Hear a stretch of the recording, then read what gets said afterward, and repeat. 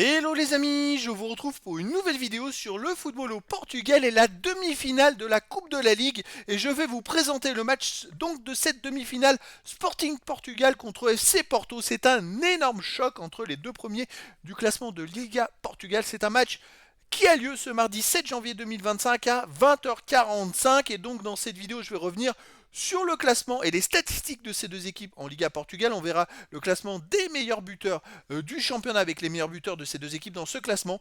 Puis on enchaînera par les 10 derniers résultats, toutes compétitions confondues, les stades du Sporting du Portugal et du FC Porto, ce qui nous permettra d'avoir une idée et une tendance à cette rencontre. Donc un énorme choc en demi-finale entre les deux meilleures équipes du championnat pour l'instant, je dis bien pour l'instant, en sachant que le Sporting du Portugal est en tête du classement avec 41 points en 17 matchs, 13 victoires, 2 nuls, 2 défaites, 48 buts marqués, 14 encaissés, plus 34 de différence de but, tandis que le FC Porto est deuxième avec 40 points en 16 matchs. 13 victoires, 1 nul, 2 défaites, 48 marqués, 9 buts encaissés, plus 31 de différence de but. Ils sont donc un point derrière le Sporting du Portugal, mais avec un match en retard. Bon, enfin bref, ce sont quand même les deux équipes qui cartonnent en tête du classement. À noter que Benfica est juste derrière. Au niveau des meilleurs marqueurs, forcément dans les 30 meilleurs marqueurs, il y a plein de joueurs des deux équipes. On a déjà l'attaquant du Sporting du Portugal, Victor Gyökeres, qui en est à 21 buts en 17 matchs. Il fait une saison fantastique et il redémarre aussi fort cette année 2025 qu'il a terminé, qu'il a fait la saison 2024. On a ensuite Agueowa de Porto avec 13 buts qui est deuxième. Pour Porto, Galeno 8 buts. Pour le Sporting du Portugal, Trincao 6 buts. Pour Porto, Gonzalez 5 buts. Ensuite le Sporting du Portugal, on a Gonzalez avec 4 buts, et puis pour Porto, Mora 3 buts, et pour Sporting du Portugal, Arder avec 3 buts. Il peut y avoir beaucoup de spectacles entre ces deux équipes. À noter que le Sporting du Portugal, on va le voir dans les résultats, vient de faire un 4-4 à l'extérieur, mais ils ont pris 4 buts, hein, justement. Alors, le Sporting du Portugal, sur les 10 derniers matchs, 4 victoires de nul, 4 défaites, 19 buts marqués, 17 encaissés, plus 2 de différence de but.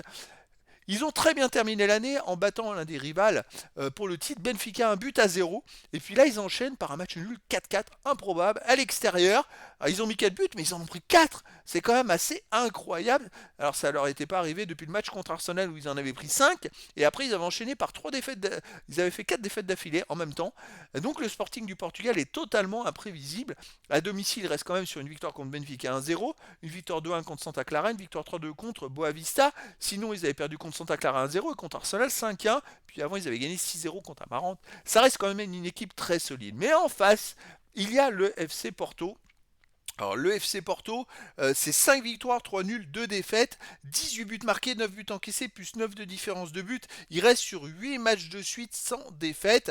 C'est quand même des résultats vraiment très intéressants. Alors le résultat du 15-1, c'est un match qui a déjà été joué en avant. On va pas forcément revenir dessus, mais à l'extérieur, il reste sur une victoire 3-0 à Moreirense. Sinon, ils ont fait un partout à Famalicão. Ils ont fait 2-2 à Anderlecht. Ils avaient perdu avant 2-1 en Coupe du Portugal à Moreirense. Tiens, c'est assez étrange comme score de la part de Porto.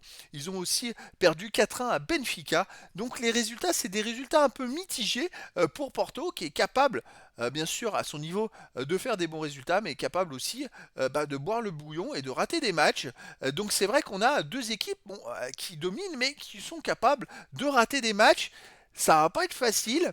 J'ai vraiment difficile de se faire vraiment une idée. Et encore avant ce match contre Benfica, le match d'avant, ils avaient perdu contre la Lazio de Rome 2-1. Donc c'est vrai que on voit que le Sporting a enchaîné 4 défaites d'affilée. Porto avait aussi perdu pas mal de matchs de suite. C'est assez étrange. Là, c'est une demi-finale. C'est pas la même chose. Pour moi, le Sporting du Portugal reste favori face à Porto et je les verrais bien gagner 1-0 ou 2-1. Après, dans le foot, tout est possible. Et donc, les amis, écoutez, je vous donne rendez-vous tout simplement ce mardi 7 janvier 2025 à 20h45 pour le match de football de la demi-finale de la Coupe de la Ligue au Portugal. Le Sporting du Portugal, qui est donc le premier de Liga, Portugal reçoit le FC Porto, le deuxième de Liga Portugal. Voilà les amis, je vous dis à très bientôt pour une nouvelle vidéo.